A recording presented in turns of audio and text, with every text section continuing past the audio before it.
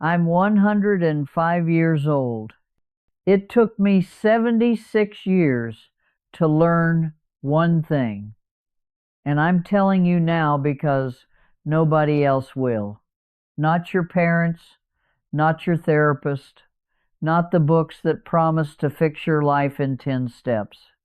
They won't tell you because it's too painful, too bare, too real. I've lived for more than a century. I've buried 3 husbands. I've buried 2 children. I've buried most of my friends and every single person I knew before I turned 40. At some point, you stop being shocked by death. You just make room for it. I've watched the world change 4 times. I was born before television meant anything, before women could have their own bank accounts, before people carried entire lives around in their pockets. I've lived through wars, recessions, medical miracles, and quiet, ordinary years that mattered more than any headline. And in all that time, I learned one truth that still sits with me every morning when I wake up. Not loudly, not dramatically, just there. We live like we have forever, when we barely have anything at all. The strange part is, I didn't learn this at the end of my life. I didn't learn it at 90 or 80 or even 60. I learned it when I was young enough to believe I could do something with it. I was 35 years old. I remember the moment clearly, not because it was extraordinary, but because it was so ordinary. The kind of day you assume will repeat itself, the kind you don't bother paying attention to. It took me another 70 years to understand what that moment was trying to teach me. And if I'm being honest, most of that time I forgot. When you live as long as I have, people assume the hardest part is the pain. It isn't. Pain has a sharp edge. You feel it, and over time it dulls. What wears you down is accumulation. I've lost people in almost every way. You can lose someone slowly after years of illness, suddenly with a phone call that changes the shape of a day. I've stood in hospital hallways, funeral homes, quiet kitchens where nothing looks different, but everything is. At some point, the losses stop feeling exceptional. They start feeling expected. Birthdays come and fewer people remember them. Holidays get quieter. You notice that the phone doesn't ring the way it used to. I've buried 3 husbands. Each one felt like the end of a life, because in a way, it was. You don't just lose a person, you lose the version of yourself you were with them. The woman who laughed at certain jokes, the woman who shared a bed, a routine, a future that never arrived. I buried 2 children. That's not something you ever make sense of. You don't heal from it. You just learn how to carry it without dropping everything else. Friends disappear too. Not all at once. One moves away. One gets sick. One stops calling. Then one day you realize there's nobody left who remembers you the way you were at 25. Nobody who knows your old stories unless you tell them yourself. By the time I turned 40, almost everyone who had known me in my first life was gone. That realization didn't hit me like grief. It came quietly, like noticing a room has emptied without you hearing the door. People think living long means you get used to death. You do. But what nobody tells you is that you also get used to being the one who stays. And staying changes you. It was 1955, October 14th. I remember the date because it was a Friday, and Fridays mattered back then. They meant the week was done. They meant something to look forward to. I was 35 years old, young enough to feel tired all the time, but old enough to think that was just how adulthood worked. My husband's name was Robert. He worked at the steel mill outside town. It wasn't glamorous work. It was loud, dirty, exhausting, but it paid the bills, and he was proud of it. Proud, in a quiet way, the kind of pride that doesn't announce itself. We'd been married 8 years. We had 2 boys. James was 6. William was 4. Our life wasn't exciting, but it felt solid, predictable. The kind of life you stop examining because it seems permanent. That morning, Robert stood in the kitchen drinking coffee while I packed the boys' lunches. I remember he complained that the coffee tasted burnt. I told him he drank it too fast. He smiled, kissed my forehead, and said, "See you tonight, Ellie." He said that every morning we were supposed to go dancing that weekend. Nothing fancy. Just the little hall downtown where they played records and couples swayed like they'd been doing it their whole lives. I remember thinking I needed to finish the laundry first. I remember being mildly annoyed that he wanted to go when I was already tired. That's the part people don't like to hear, that nothing was wrong. He didn't come home that night. There was an accident at the mill, something with a machine. They explained it quickly, in careful words, as if speed might soften the impact. They said it was instant. They always say that. They said he didn't feel anything. What they didn't say was that he took everything unfinished with him. Every conversation we assumed we'd have later. Every small irritation that didn't seem worth addressing. Every not now and tomorrow and after things calmed down. I sat at our kitchen table after the boys were asleep, staring at the same cup of coffee he'd complained about that morning. It was cold by then. Everything felt slightly off, like the room had shifted an inch to the left. That was the first time I understood something I wouldn't fully grasp for decades. Life doesn't warn you when the ordinary days are about to become important. When someone dies suddenly, people focus on the event itself, the accident, the illness, the moment everything stopped. That's the part they know how to talk about. What nobody really talks about is what disappears with them. They don't just take their body. They take all the unfinished things, all the words that were still sitting in your throat, waiting for a better moment. All the apologies you assumed you'd make later, when things felt less tense, less rushed, less petty. Every "I love you" you didn't say because it felt obvious. Every argument you left unresolved because it seemed too small to matter. Every time you chose efficiency over attention, thinking you'd make up for it later, vanished with him. That night, after everyone left and the house finally went quiet, I walked through the rooms like I was seeing them for the first time. His jacket still hung by the door. His boots were exactly where he'd kicked them off. Nothing looked wrong.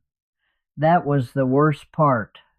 I remember sitting at the kitchen table, the same one we'd eaten at 1,000 times, and realizing there was no place to put what I was feeling. There wasn't a word for it yet. It wasn't grief, not fully. It was shock mixed with something colder. Regret. Not over big things, not over life choices or missed opportunities, over moments. Small, forgettable moments I'd treated like they were guaranteed. I kept thinking about that morning, about the coffee, about how mildly irritated I'd been, about how easy it would have been to slow down, to really look at him, to stay in that moment a few seconds longer. People tell you not to blame yourself, and they're right, in a way, but there's a difference between blame and awareness. That night, I became aware of how casually I'd handled time. For the first time in my life, time didn't feel abundant. It felt sharp, limited, like something that could be taken away without notice. Sitting there alone, I made a promise to myself. I didn't say it out loud. I didn't need to. I promised I would never waste another day. I meant that promise, every word of it. Sitting alone in that kitchen, I truly believed something in me had changed forever. I believed that shock was a kind of transformation. That once you see how fragile everything is, you never forget. For a little while, it even felt true. I held my boys tighter. I watched them sleep longer than necessary. I said I love you out loud, even when it felt awkward or unnecessary. I told myself I would be different now, more present, more careful, less distracted. And then life did what life always does. It continued. There were lunches to pack, bills to pay, 2 small children who needed a mother who could function. Grief didn't pause responsibility. It sat beside it. I went back to routines because routines are how you survive, and survival has a way of looking like progress from the outside. People told me I was strong. I nodded and accepted that, because it was easier than explaining how hollow that word felt. Strength didn't mean awareness. It just meant I was still standing. Slowly, without noticing the exact moment it happened, the promise softened.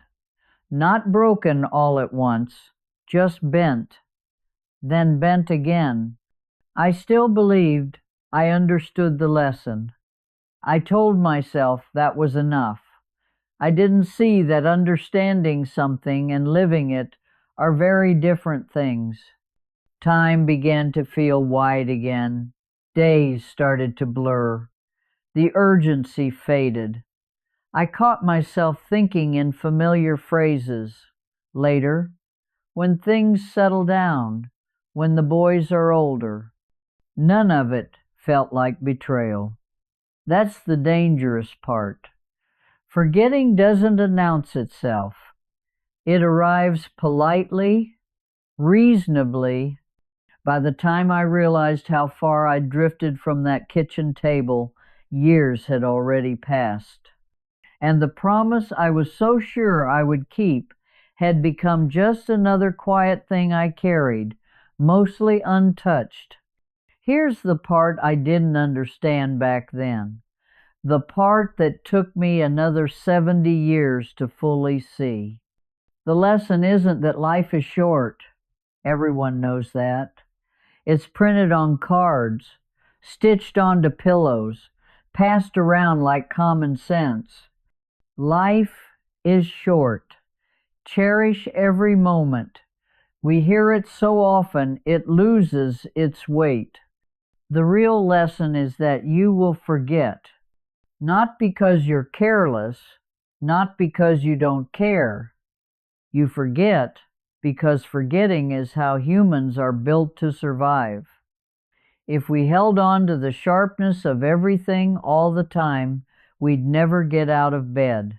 So you soften, you adjust, you return to routine. You wake up, make breakfast, go to work, answer letters, pay bills, raise children, solve the problem directly in front of you. And without realizing it, you begin living on what I now call autopilot.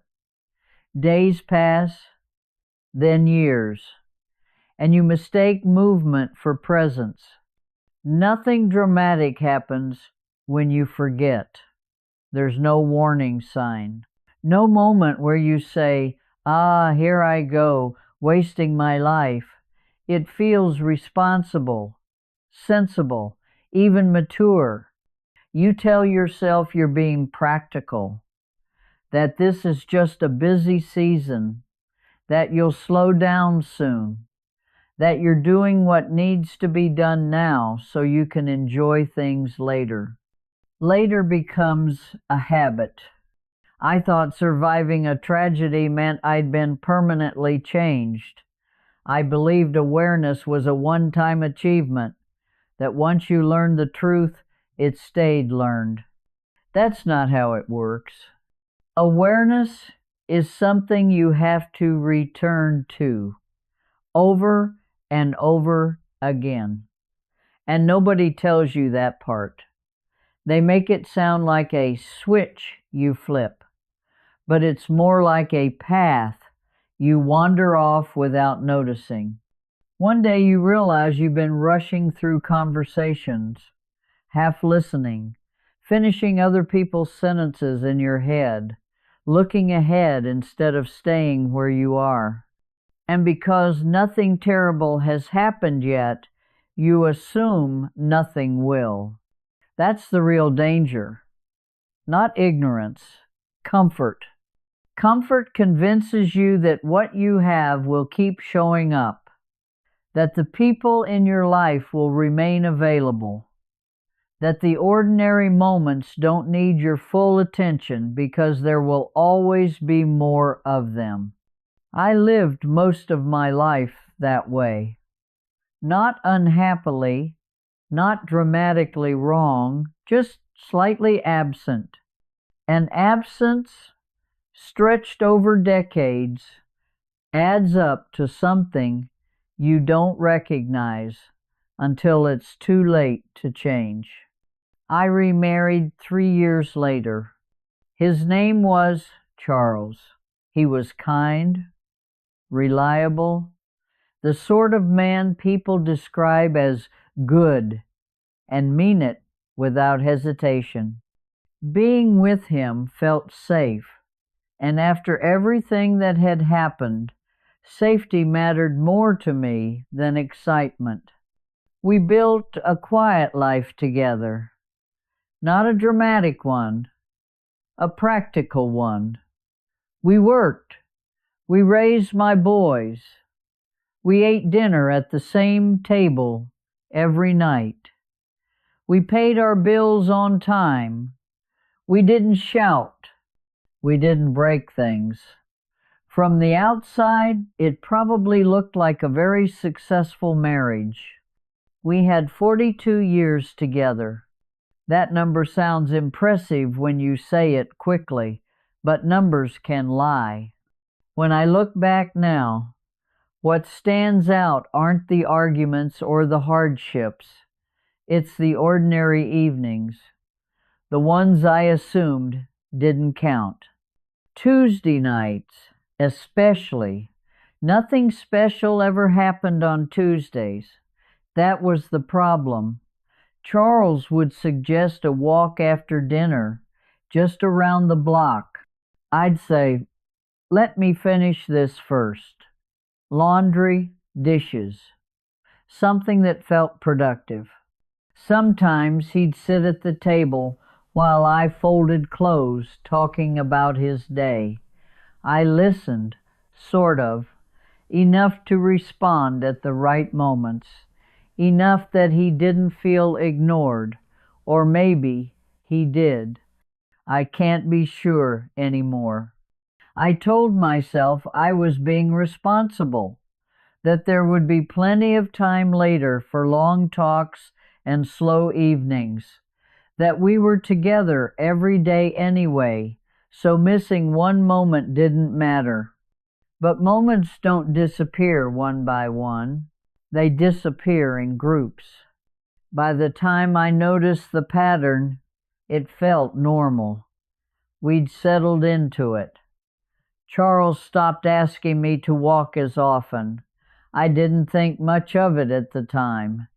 I assumed that's just what happens when people grow older together.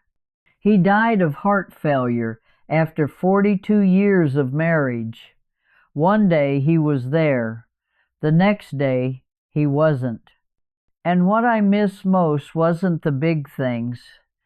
It was all the Tuesdays I treated like they were guaranteed. My son William died in 1987. He was 45 years old. Cancer. One of those words that arrives already heavy, even before anyone explains anything else. By the time they found it, there wasn't much to discuss. Just timelines, just comfort. I was 65, old enough to understand what was happening, not old enough to accept it. I spent many days sitting beside his hospital bed, holding his hand, watching the machines breathe for him when he was too tired to do it himself. We talked about small things, weather, his childhood, things he remembered differently than I did. One afternoon, his voice was weak, but clear. He squeezed my hand and said, "Mom, I'm sorry I didn't call more." The sentence landed wrong, like something spoken out of order. I wanted to stop him.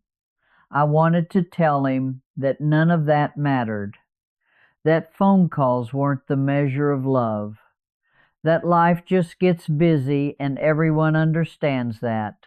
What I really wanted to say was something uglier and more honest. I wanted to say, why are we apologizing now? Why are we doing this here when it doesn't help anymore? Why didn't we call each other when we could? But I didn't say any of that. I smiled at him. I told him a lie. I said, we had enough time. I said it because I needed him to rest. I said it because I needed to believe it myself. I said it because the truth felt too sharp to hand to someone who was already dying. We didn't have enough time. That realization didn't hit me all at once. It came later, in fragments. Every time I reached for the phone, out of habit. Every time I almost called him, before remembering there was no one to answer. Losing a child rearranges your understanding of everything. It strips away the illusion that life follows any kind of order. It also leaves you with a very specific kind of regret. Not about what you did wrong, but about all the ordinary ways you assumed love would take care of itself. It doesn't. There's something people don't understand about living to be very old. You don't just lose people once. You lose them over and over again. Every memory becomes a second goodbye, sometimes a third, sometimes more than that. You'll be sitting quietly, doing something ordinary, and a thought will pass through your mind. A sentence they used to say, a habit, a look on their face, and suddenly they're gone all over again. When you're younger, memories feel comforting. When you're my age, they feel heavier, not because they're sad, exactly, but because each one carries a small question you can't answer anymore. Why didn't I stay longer that day? Why was I distracted during that conversation? Why did I think there would always be another chance? The strange thing is, the big moments don't bother me as much. I don't lie awake thinking about weddings or funerals or major decisions. Those moments are clear. They had shape. They announce themselves. It's the small ones that haunt you. A half-listened story. A short reply when a longer one would have cost nothing. A hug that ended too soon because you were already thinking about what came next. At this age, time folds in on itself. 50 years ago doesn't feel that far away. Last week and childhood sometimes sit side by side in my mind, and with that comes a particular kind of sadness. Not dramatic, not overwhelming, just persistent. You start to realize that so much of what you regret wasn't wrong. It was just absent. You were there physically, but not fully. And no one can tell you how many of those moments you're allowed to miss before they start adding up. Living long enough gives you perspective, yes, but it also gives you a long list of ordinary seconds you wish you could step back into. Not to change anything big, just to stay a little longer. To listen better, to be less in a hurry. You don't miss people only because they're gone. You miss the version of yourself you could have been with them. My third husband was named Frank. We met later in life, when neither of us was pretending anymore. No big dreams, no illusions about who we were. Just two people who'd already been shaped by loss and knew better than to rush. We were together for 21 years. He lived to be 98. A long life, even by my standards. By then, I thought I understood the lesson. I really did. I told myself I wouldn't repeat the same mistakes. That awareness had finally settled into my bones. And yet, even after everything, I still caught myself drifting. Frank would be talking, telling one of his stories, usually one I'd already heard before, and my mind would wander. Sometimes I'd glance at my phone. Sometimes I'd sigh, just slightly, when he took too long to get to the point. I never meant to be cruel. That's the hardest part to admit. I wasn't trying to hurt him. I just assumed there would be another time to listen more carefully. I thought, I'll be more patient tomorrow. I'll really pay attention next time. I'll slow down later. Later again. Frank noticed more than I realized. He never said much about it.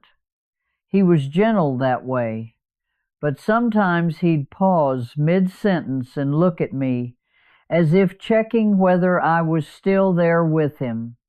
Most of the time I was, just not completely. He died quietly in his sleep. No long goodbye. No final conversation to fix anything. Just a morning where I woke up and he didn't. Afterward, what stayed with me wasn't guilt exactly. It was recognition. The uncomfortable understanding that knowing better doesn't mean doing better. You can learn the lesson of impermanence 100 times and still fall back into the habit of assuming time is on your side. Even at 90, even at 100. I don't tell you this because I think I failed. I tell you because I want you to understand how subtle the mistake is. You don't waste your life in dramatic ways. You waste it in small postponements you fully intend to make up for. If you're young and listening to this, you might be thinking this all sounds depressing, morbid, even. People your age usually do. You tell yourself, yes, everyone dies eventually. That's not new. You hear it, you understand it, and then you move on. You assume the warning applies to other people, other lives, other timelines. That's what I thought too. The mistake isn't believing that death happens. The mistake is believing that it won't interrupt you, that it will arrive politely after you've done all the things you meant to do. You think you'll travel when you retire. By then, your knees won't cooperate the way you expect them to. You think you'll reconnect with your sister once work calms down. That busy period stretches longer than you imagine, and one day there's no one left to call. You think you'll start writing that book, learning that language, having that honest conversation when you have more time, more money, more confidence. You assume those things will line up eventually. They rarely do. Here's the cruel part. You do have time right now, more than you realize. You're just trading it away without noticing. You trade it for things that don't stay important, for stress that won't matter in 5 years, for obligations you won't remember clearly once they're over. You spend time with people who drain you and postpone time with the ones who actually matter. You worry about being efficient instead of being present. And because nothing terrible happens immediately, you assume the cost is small. It isn't. I'm not telling you to quit your job or run off somewhere dramatic. Life doesn't work that way. Responsibilities are real. I know that better than most. I'm telling you something much quieter and much harder. You're not the exception. Every goodbye you rush through because you're distracted might be the last one. You just don't know it yet. I didn't either. None of us do. Later never comes the way you imagine it will. At my age, days are quiet in a way that's hard to explain to anyone younger. There's a lot of sitting by the window, by the phone, not because you're waiting for something dramatic, just because that's where things used to happen. Conversations, laughter, small interruptions that made the day feel shaped. People imagine loneliness as something loud. It isn't. It's mostly silence stretched thin. I don't blame anyone for that silence. I really don't. Everyone has their own lives, jobs, children, worries that feel urgent and real. I understand that better than they think. But understanding doesn't erase the feeling. Sometimes I pick up the phone just to check that it still works. Sometimes I dial a number and hang up before it rings. Not because I'm afraid of bothering someone, exactly. More because I don't want to feel like an obligation. Older people get very good at telling themselves they're fine. I look at old photographs more than I used to, not because I want to go back, but because they remind me that my life actually happened, that I was once busy too, distracted too, certain I'd call later. There are moments when the house feels heavy with memories, not sad memories, just full ones. Voices that aren't here anymore, routines that ended without ceremony. What surprises me is how much love still sits in all that quiet. It doesn't fade the way people expect it to. If anything, it concentrates. You don't stop wanting to be remembered just because you're old. You just stop asking for it out loud.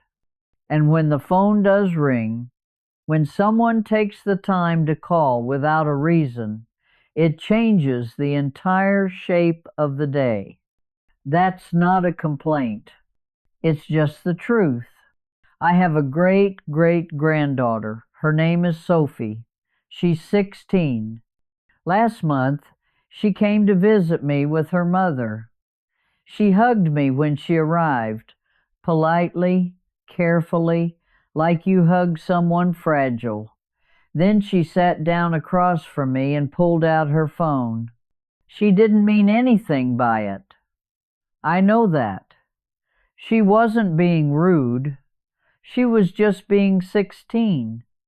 Her whole world lives in that small glowing screen. Friends, jokes, arguments, plans that feel urgent and consuming. We sat together for nearly an hour. I asked her a few questions. School, friends, what she liked, what she didn't. She answered kindly, half looking up, half looking down. Her fingers never really stopped moving. I didn't say anything about it. What would be the point? She thinks she has forever. I thought that too. I watched her face while she laughed at something on her screen. I tried to imagine what she would remember about that visit later. Not now, later. Years from now, when I'm no longer here. She'll remember that she visited her great-great-grandmother once. She might remember the room, the chair I sat in. She probably won't remember what I asked her, and she almost certainly won't remember what she was looking at on her phone. That's how it works. The moment that feels ordinary now becomes sharp later, not because it was dramatic, but because it was the last time you could have been fully there. I don't blame Sophie for that. I see myself in her. I see the same quiet assumption that time is generous, that people will wait. One day, she'll understand what I'm saying now without ever having heard these words. That understanding usually comes with its own set of regrets. That's the part I wish I could spare her. Not mistakes, not failures, just that particular kind of pain that comes from realizing you were present in body, but absent in the ways that mattered most. When people talk about the moments that matter, they usually mean the obvious ones. Weddings, graduations, promotions, the days that get photographed and framed. Those moments are fine. I remember them, but they're not the ones that come back to me now. What comes back are the afternoons that didn't seem like anything at the time. A Tuesday, again. A random hour where nothing was scheduled. A kitchen that smelled like coffee instead of urgency. I think about the times my father tried to show me how to fix something around the house, and I rushed him because I already thought I knew how. I think about the walks I almost took but didn't, because there were dishes in the sink or letters that needed answering. I think about a Saturday morning making pancakes with my boys, when no one was late and no one was checking the clock. At the time, I remember thinking how ordinary it all felt. Now that ordinariness feels rare. The moments that stay are quiet. They don't announce themselves. You don't feel them happening. You only recognize them much later, when you realize you would give almost anything to step back into one of them for just a few minutes. What makes them matter isn't what happened, it's that you were there fully, not planning the next thing, not half listening, not mentally elsewhere. At the end of your life, you don't wish for more achievements. You wish you had been less in a hurry. You wish you had paid attention when it was easy to do so, instead of waiting for a reason. The strange thing is, those moments are still available to you right now. They don't look important. That's why they're so easy to miss. They look like sitting with someone without fixing anything, like listening to a story you've already heard, like staying 5 minutes longer when there's no real reason to leave. Those are the moments you don't think to protect. Those are the ones you end up missing. If I could go back to the woman I was at 35, standing alone in that kitchen after Robert died, I wouldn't give her a long speech. I wouldn't tell her to be better, or stronger, or wiser. I would tell her something much simpler. You're going to forget. Not all at once. Not because you don't care.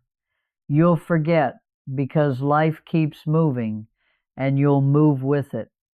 You'll get busy again, distracted again, comfortable again. And that doesn't make you a bad person. It makes you human. The real work isn't trying to remember forever. That's impossible. The real work is noticing when you've drifted and choosing to come back over and over again. You come back to the conversation you stopped listening to.